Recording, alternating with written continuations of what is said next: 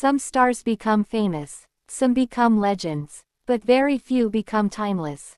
And Diana Ross is one of those rare icons whose story is not just about music, but about history, culture, glamour, and breaking barriers. Born in Detroit, Michigan, Diana Ross grew up in a working-class family and started singing as a teenager. She joined a girl group called the Primettes when she was just 15 years old. A few years later, that group changed its name to the Supremes, and that name would soon make music history. In the 1960s, the Supremes became one of the biggest music groups in the world. With hit songs like Baby Love, Stop, In the Name of Love, and You Can't Hurry Love, Diana Ross became the face of the group and one of the first black female artists to achieve massive international success.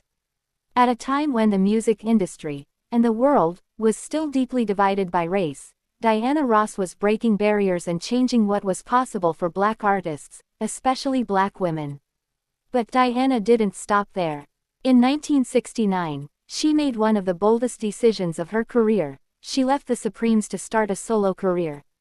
Many people weren't sure if she would succeed on her own, but she proved everyone wrong. Her solo song, Ain't Number Mountain High Enough, became a massive hit and confirmed that Diana Ross was not just a group singer, she was a superstar on her own. In the 1970s, she showed the world that she was more than just a singer. She starred in the film Lady Sings the Blues, where she played legendary jazz singer Billie Holiday. Her performance was so powerful that she received an Academy Award nomination.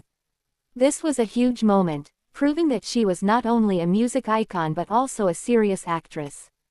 By the 1980s, Diana Ross had fully transformed into a global diva. Big hair, sparkling gowns, bold fashion, and powerful performances became her signature style. She didn't just follow trends, she created them. Everything about her was larger than life. The voice, the fashion, the stage presence, and the confidence. But like many stars, her life was not always easy. In the 1990s and early 2000s, she faced personal struggles and stepped back from the spotlight for a while to focus on herself and her health. Many artists fade away during breaks like this, but not Diana Ross. She returned to music, returned to the stage, and reminded the world why she was a legend in the first place. Over the decades, she received many awards and honors, including a Grammy Lifetime Achievement Award and the Presidential Medal of Freedom, one of the highest civilian honors in the United States. These awards were not just for her music, but for her impact on culture, fashion, and history. Even in her later years, Diana Ross continued to amaze people with her performances and her style.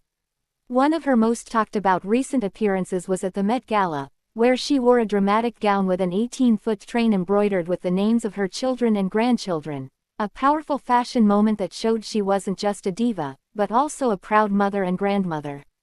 Now, as she celebrates her 82nd birthday, Diana Ross is still seen as the definition of glamour, elegance, and star power.